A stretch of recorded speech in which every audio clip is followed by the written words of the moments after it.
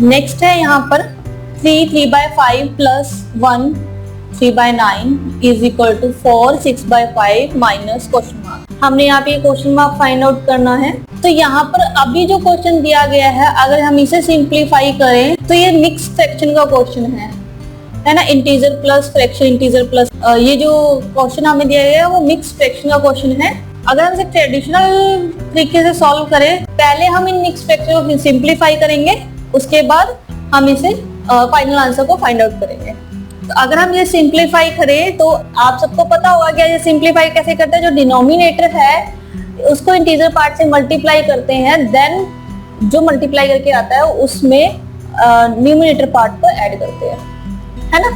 तो 5 × 3 15, 15 + 3 18/5, ठीक है।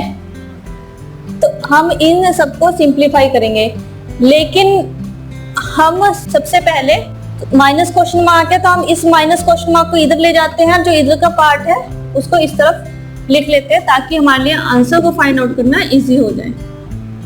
4 6/5 ये प्लस है तो इधर जाके -3 3/5 -1 3/9।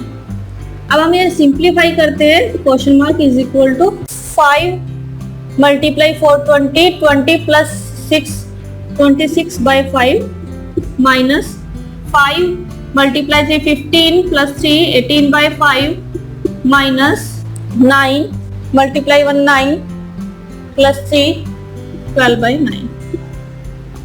ठीक है, अगर हम ट्रेडिशनल मेथड से करते तो हमने इसको सिंप्लीफाई कर लिया। सिंप्लीफाई करने के बाद हम इसका एलसीएम लेंगे। एलसीएम तो सबसे लीस्ट नंबर रहता है, तो 5 5 और 9 का लीस्ट नंबर है 45, ठीक है। अब हम जो एलसीएम निकालते हैं, एलसीएम जो हमने लिया यहाँ पर उसको इससे डिवाइड करेंगे। 45 को 5 से डिवाइड करेंगे 9, और देन जो 9 आया उसे 26 से मल्टीप्लाई करेंगे, ठीक है। तो यानी कि 26 × 9 माइनस 18 × 9 माइनस, अब 9 45 को 9 से डिवाइड करेंगे तो 5, ठीक है। लेकिन यहाँ पर इन दोनों का जो डिनोमिनेटर है वो सेम है, तो हम इन्हें डायरेक्टली माइनस कर सकते हैं कि 26 - 18 8/5 8/5 - 12/9। तो अगर हम इसे सॉल्व करें तो ये होगा 72 - 60 / 45। इसका आंसर आएगा 12/45, यानी कि ये इसका राइट आंसर है 12/45। लेकिन ये प्रोसेस काफी लेंथी है, आपको ये कैलकुलेशन करनी पड़ रही है ना। आप यहाँ पे भी इसको सोल्व कर सकते हो इस स्टेप के बाद भी। 26 / 5 और 18 / 5 ये इनका जो है सेम है, तो हम इसको डायरेक्ट 26 - 18/5 लिख सकते हैं और -12/9। तो 26 - 18 8/5 -12/9, इनका एलसीएम लोगे तो 45 एलसीएम लोगे, इसको इससे डिवाइड करोगे तो 9 × 8 72 माइनस इसको इससे डिवाइड करोगे तो 5 × 12 60 12/45।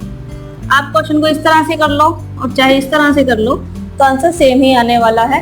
लेकिन अगर हम इस मेथड को फॉलो करते हैं तो ये लेंथी प्रोसेस है। अब हम देखते हैं कि इसको हम इजी प्रोसेस से कैसे कर सकते हैं। तो हम इसको इस तरीके से नहीं करने वाले, हम जो इजी वे है हम उस तरीके से करते हैं कि जो यहाँ पर इंटीजर पार्ट है, फ्रैक्शन पार्ट है, हम उसे स्प्लिट कर देते हैं। यानी कि जो इस मिक्स फ्रैक्शन में इंटीजर पार्ट और फ्रैक्शन वाले पार्ट को स्प्लिट कर देते हैं। वो कैसे? 4 + 6/5, ठीक है। -3 - 3/5, माइनस का निशान है यहाँ पे, -1 - 3/9, ठीक है। अब हम इसके बाद है कि जो इंटीजर पार्ट है उसे अलग से सिंप्लीफाई कर लेते हैं और जो फ्रैक्शन वाला पार्ट है उसको अलग से सॉल्व कर लेते हैं, सिंप्लीफाई कर लेते हैं। तो 4 - 3 1, 1 माइनस 1 0, तो जो इंटीजर पार्ट है वो हुआ 0 plus 6/5 minus 3/5 minus 3/9, 6/5 minus 3/5 minus 3/9। ठीक है, अब इनका एलसीएम लेंगे हम 45 और हम इनको मल्टीप्लाई करेंगे 6 को 9 से, 3 को 9 से और 3 को 5 से। ठीक है, तो 6 को 9 से किया 54 माइनस 3 को 9 से किया 27 माइनस 3 को 5 से किया 15, एलसीएम है 45। Alright, 54 minus 27 minus 15।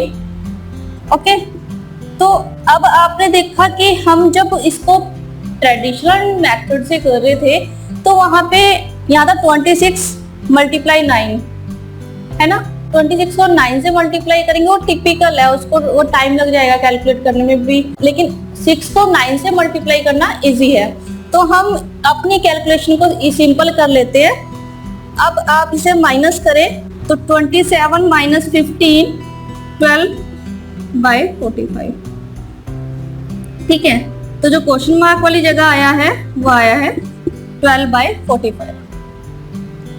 ओके, यानी कि जो ये पार्ट निकला हमारे पास निकला है 12/45।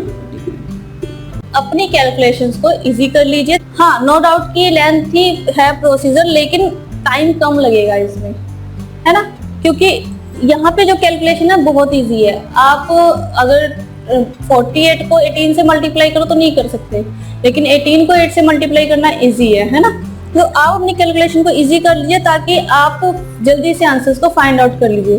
तो आप इस डिनोमिनेटर और न्यूमिनेटर वाले फ्रैक्शंस पे अच्छे से प्रैक्टिस कीजिए और क्विकली आंसर्स को फाइंड आउट कर लीजिए।